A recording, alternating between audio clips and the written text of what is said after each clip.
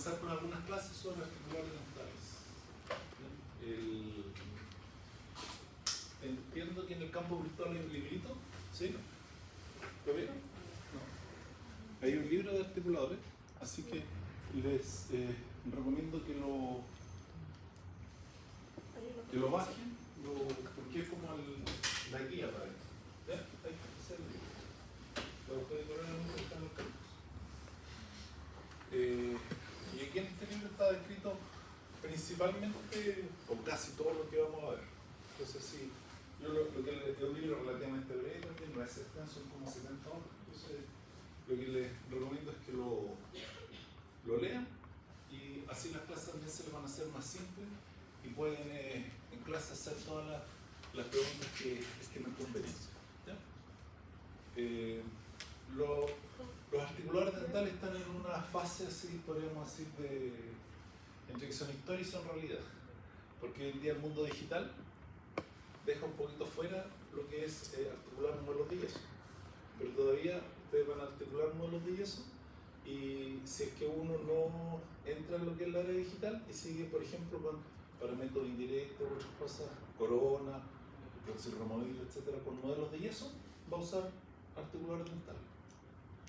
Y esa es una decisión que en la práctica ustedes, cuando egresen y comiencen a trabajar, si trabajan en algún lugar van a tener que asumir lo que el lugar tiene, pero si ustedes hacen un emprendimiento, un desarrollo de una clínica, etc., ahí ustedes tienen que decidir si entran al flujo digital o siguen con lo convencional. Hay una cuestión de costo asociado a eso también que no es menor.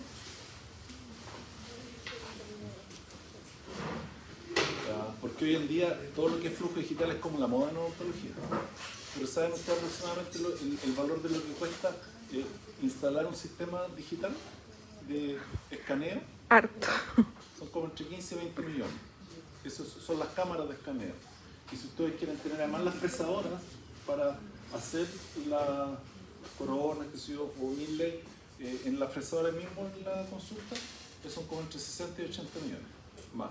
O sea, más o menos la gente que dice no, si el flujo digital es lo que viene, es la medida que tenga 100 millones para invertir en lo que viene. Y si no los tienes, tienes que invertirlo bajo un riesgo de que te vaya bien y que tengas flujo como para poder pagarlo. ¿No? 100 millones es alta, ¿no? Entonces, por eso esa es parte de la decisión que unas después tienen que ir tomando. Entonces, por eso los articulares dentales todavía tienen su lógica y se van a mantener un tiempo. Digamos, yo creo que no van a desaparecer tan fácilmente. Ahora, esa es la finalidad de un articular dental. ¿Quién podría describir qué es lo que está tratando de hacer el articular ahí en esa imagen?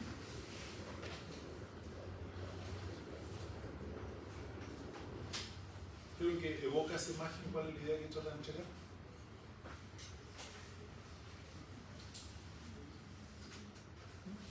De imitar la articulación. ¿Ya? La TM. En parte sí. Sí. Y también el maxilar y la mandíbula. ¿No es cierto? Principalmente, ¿no es cierto? Eso es lo que se trata de relacionar porque aquí van a ir los modelos de yeso, lo más similar a cómo es en el paciente. Eso es lo que trata de hacer un articulador. Por eso algunos manos no van orientados a la articulación y todos tienen algo que imita la articulación. Entonces, eso es importante tenerlo así como bien presente, porque parte del no uso de articuladores porque las indicaciones la gente no las tiene como tan claras y por lo tanto los usan mal y después dicen, no me sirve mucho el articular. Entonces, lo primero, el articular lo que trata es imitar las relaciones oclusales que el paciente tiene lo más exactamente posible a través de articular modelos de yeso. ¿Sí? Eso es.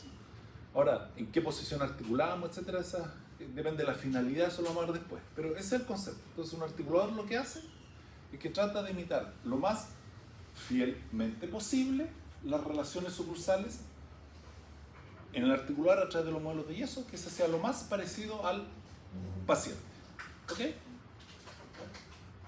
Ahora, ¿cuándo nosotros entonces vamos a ocupar un articulador? Por ejemplo, cuando hacemos operatoria directa, ¿vamos a ocupar un articulador? ¿Para el tratamiento? No. ¿Cuándo vamos a ocupar un articulador? ¿Cuándo? ¿Ya? ¿Y eso cómo se llama genéricamente? cuando vamos a hacer método indirecto, ¿no es cierto? O cuando vayamos a hacer prótesis removible, ya sean parciales o totales. ¿Sí? Ahí necesitamos las relaciones oclusales. ¿Ok?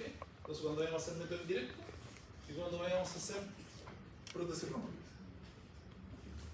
Eso queda claro, ¿sí? Y traten de usar siempre la expresión, como lo dijeron sus compañeros, método indirecto o prótesis. Porque a veces se utiliza el término de rehabilitación oral, pero la rehabilitación oral es un poco más complejo que devolver dientes perdidos a un paciente.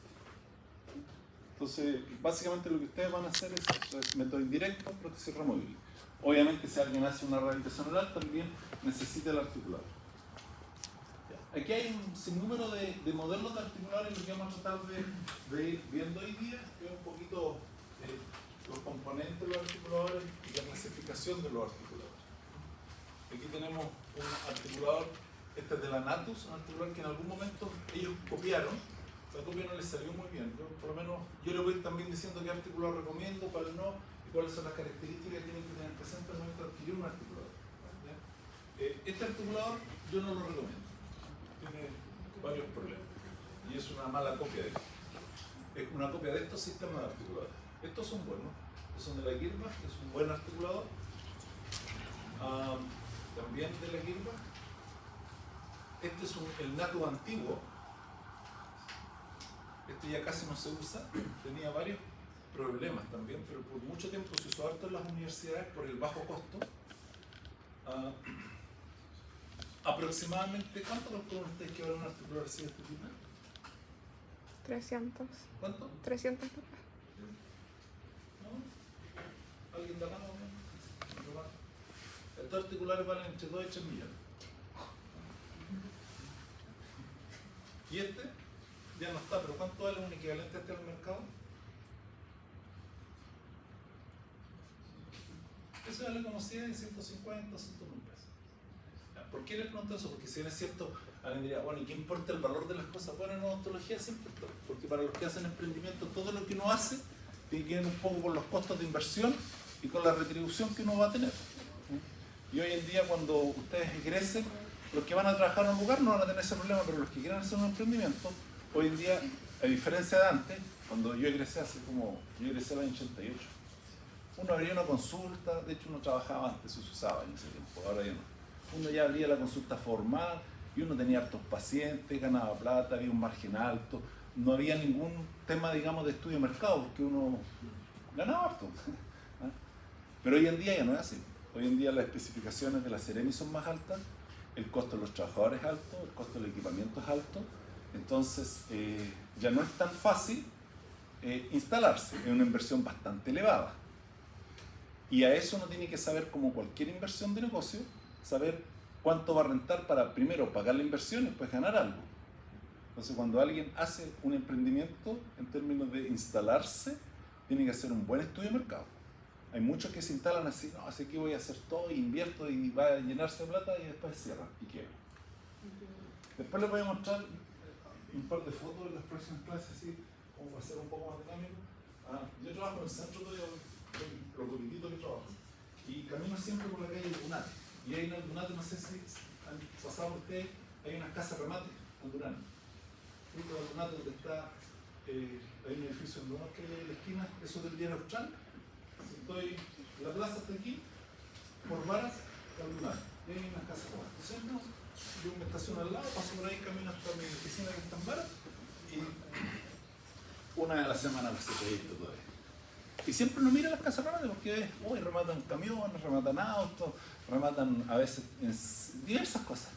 Y lo que me llamó la atención, que había hace un par de semanas y la semana pasada también, equipos dentales para rematar. Eso nunca lo había visto. ¿Qué significa eso? Que un pobre colega, digamos, le embargaron las cosas. Eso antes no pasaba. Eso era algo que nunca se veía. Entonces, la cuestión está media enredada. En el 1800 ya había articuladores. ¿Quién puede dar una imagen del mundo en el 1800? Así como para... ¿Qué pasaba en el mundo en el 1800? Por ejemplo, si uno dice una imagen del mundo en el año 50 del siglo pasado, estaban saliendo de la posguerra, ¿no es cierto? Una imagen del principio del siglo pasado era inicio de la revolución en Rusia y estaba toda la efervescencia que desencadenó después en la Primera Guerra Mundial, ¿sí? En los años 70 del siglo pasado, la guerra de Vietnam, ¿sí? Por el 2000 estuvo la tormenta del desierto en Irak. ¿Y qué pasaba en el 1800 en el mundo? Andaban los vaqueros. Esa película de western que ustedes ven, ¿ah? Andaba aquí en eso, ¿no es cierto? Arreando vacas, arriba en caballo. Ahí llegaban esos pueblos así en el desierto. Ese era el 1800. Ya en ese tiempo ya habían algunos dentistas que estaban desarrollando odontología, y en ese tiempo ya este caballero Gore empezó a desarrollar los primeros articuladores. Y después, en el 1800 apareció Bowley, todavía se habla de la curva de Bowley, Giese, Snow, son los primeros que, y parte de los articulares o algunos conceptos, tenemos eso. De hecho, un articular que vamos a mostrar después es el Giese New, o el articular Giese, porque Giese desarrolló un tipo de articular que permaneció mucho tiempo. Entonces los articulares son bastante antiguos, eso es lo que quiero decir, bastante antiguos. Y se desarrollan tecnológicamente, eran tecnologías bastante adelantadas para la época. Porque, por ejemplo, cuando hoy en día ustedes, ¿con qué toman impresiones? ¿Con qué toman impresiones? Con alginatos, hidrocoloides, ¿qué más? Siliconas, ¿no es cierto? Etcétera. Y hacen vaciados de yeso, ¿sí? Y con yeso extra duro, ¿sí? ¿Con qué creen ustedes que hacían las impresiones en 1800? ¿Existían los hidrocoloides? No. ¿Existían los yesos? Sí, los yesos sí. ¿Las siliconas para impresiones? No. ¿Cómo hacían las impresiones?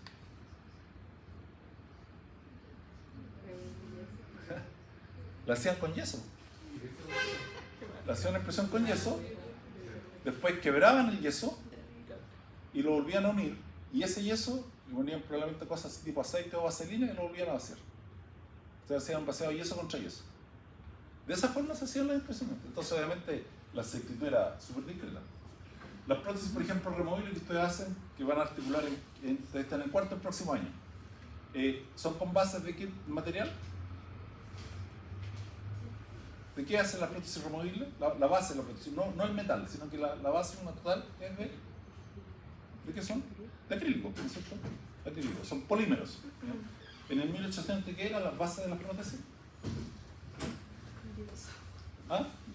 No, la base de las prótesis eran metales. Después, ¿ustedes han escuchado los neumáticos Goodyear? ¿Sí? Los Goodyear fueron, al principio estuvieron metidos también en el negocio dental, porque al principio las bases de prótesis de metales lograron hacer bases de prótesis de caucho. Y ellos vieron que como un nicho mercado ahí, en la parte dental. Después se retiraron y vieron que era más negocio vender neumáticos que hacer prótesis. Entonces, lo que hoy es que la evolución ha sido enorme y nosotros estamos en un momento en que estamos transitando desde la era convencional a lo digital, fuertemente. Y obviamente al principio los costos son elevadísimos, después los costos van a bajar enormemente. ¿Cómo clasificamos los articuladores? ¿Alguien leyó un poco de eso? Tampoco le dijeron que había que leer el libro, pero pueden tenerlo ahí a la mano. Los articuladores se clasifican en esto. Vamos a hablar de cursores, verticuladores, articulares en base a términos medios, semiajustables y totalmente ajustables. ¿Ya? De estos articulares, ¿cuáles que ustedes van a usar? Semiajustables. Los semiajustables. ¿Qué otro más ustedes recomendarían usar? ¿Ya? ¿Cuál más?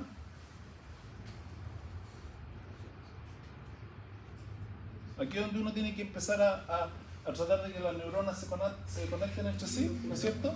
Que los neurotransmisores empiecen a funcionar, porque uno tiene y en el mercado ontológico pasa eso también en los materiales, hay una amplia oferta de materiales, hay una amplia de marca de cosas, hay una de instrumental, y uno tiene que empezar a definir, ok, yo para lo que voy a hacer necesito tal cosa.